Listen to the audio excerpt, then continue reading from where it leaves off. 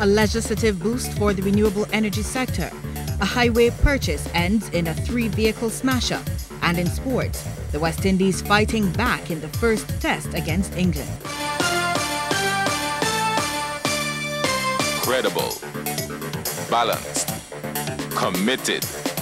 This is the CBC Evening News. Very good evening to you. I'm Lisa Broom. Barbadians who want to sell electricity obtained from renewable energy sources will be in a better position to do so by next month. This revelation from Minister in the Office of the Prime Minister, Senator Darcy Boyce, who says amendments to the existing legislation will clear the way for the electric producers to be registered and licensed. Speaking in the Senate on the amendment to the Electric Light and Power Bill, he said it also reduces the energy limit from 100 kilowatts to 25, allowing more people to participate in the industry. He told his colleagues in the upper house, studies have shown that the grid can take up to 80 megawatts of power from renewable energy, or 50% of peak flow, much more than previously proposed. This is not a study done by the government. We have, of course, reviewed it with our own technicians and find it quite credible to the 80 megawatts of power. How we determine who will provide that is another exercise that we will engage in. Suffice to say at this stage that we will have to phase in that 80 megawatts in a way that does not disturb the reliability of the power supply, and in a way that ensures that the country gets the most efficient plant for that and to fill that 80 megawatts of power. Senator Boyce notes that a committee has been established to advise government about the energy limits to set, among other things. He also stresses that government has to work closely with the Barbados Light and Power Company and the Fair Trading Commission as it builds out the renewable energy sector. Opposition Senator Wilfred Abrams told the upper chamber it appears that not all of government's departments are on board with the push to renewable energy. One of these, he says, is the Town and Country Planning Department. Senator Abrams says that government's policies are now that department's policies are now preventing a piece of land from being used to set up photovoltaic fields. I spoke recently to somebody who has acres and acres and acres of rabland. Acres, nothing to do with it. It is not generating any income. You can't build on it because it's agricultural. You can't plant on it because the soil is not suitable for growing. And that person would love the opportunity either to do it themselves or to rent their land out to somebody who has the capacity to do it.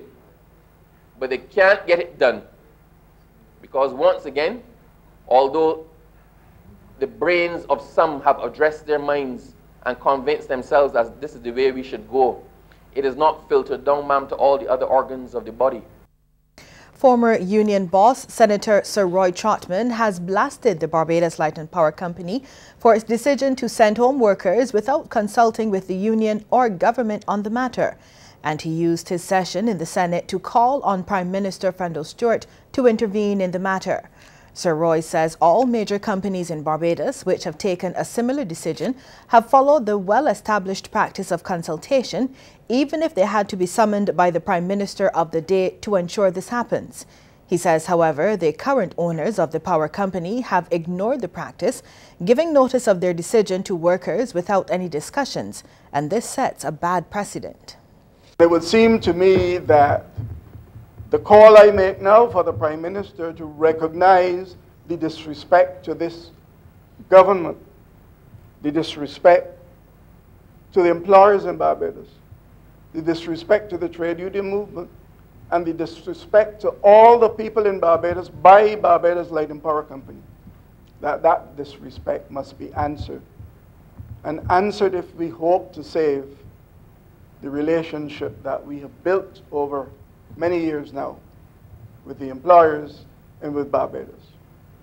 It is a compact that cannot be treated like a stale loaf of salt bread. An elderly man has been injured in a three-car smash-up near the Clyde Walcott roundabout on the ABC Highway around 1 this afternoon. 73-year-old Estrom Maynard of Ellerton St. George was trapped in his vehicle and had to be freed by the jaws of life. He sustained lacerations to his head, a broken left leg and possible dislocated hip. The second vehicle was driven by 40-year-old Kenny Marshall of Ocean City, who was not seriously injured. When CBC News visited the site, traffic was diverted to the west and east of the area. Corn vendor Ian Webster, whose stationary van was the third vehicle involved, explained what he saw.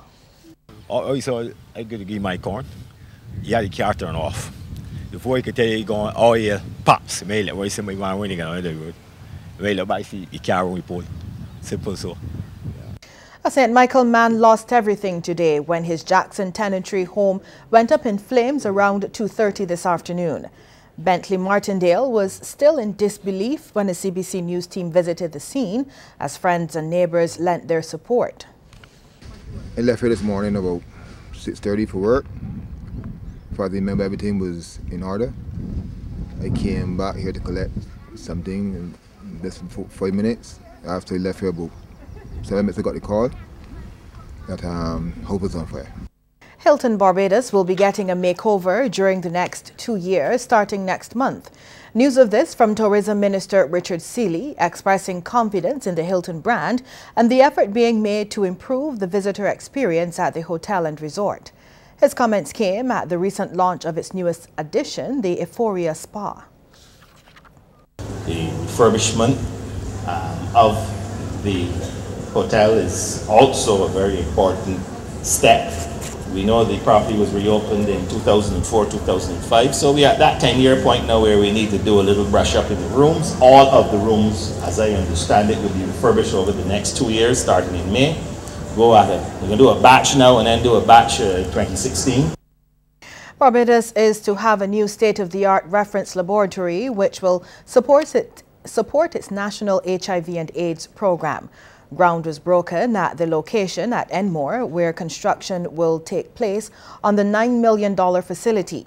It's a joint investment between Barbados and the USA through the Center for Disease Control and Prevention.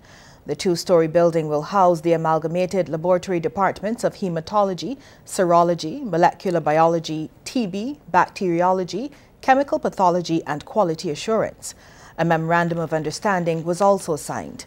Minister of Health John Boyce again signaled government's commitment to health care, stating that laboratory services are an important component to the health sector.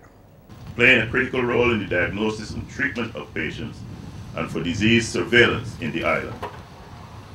Medical and public health laboratories assist clinicians to make appropriate evidence-based diagnostic and therapeutic decisions for patient care. The government of Barbados, therefore, has always been committed to augmenting laboratory services in order to maintain a high standard of health care for residents and for visitors. U.S. Ambassador to Barbados Larry Palmer says the new lab will strengthen Barbados' health system, saving the lives in the process. The new unit will not only serve Barbados, but nationals of the Eastern Caribbean as well. An important component of this support is the strengthening of the health system of Barbados through the construction of this laboratory. This laboratory will increase the capacity of the government of Barbados to deliver essential HIV-related services.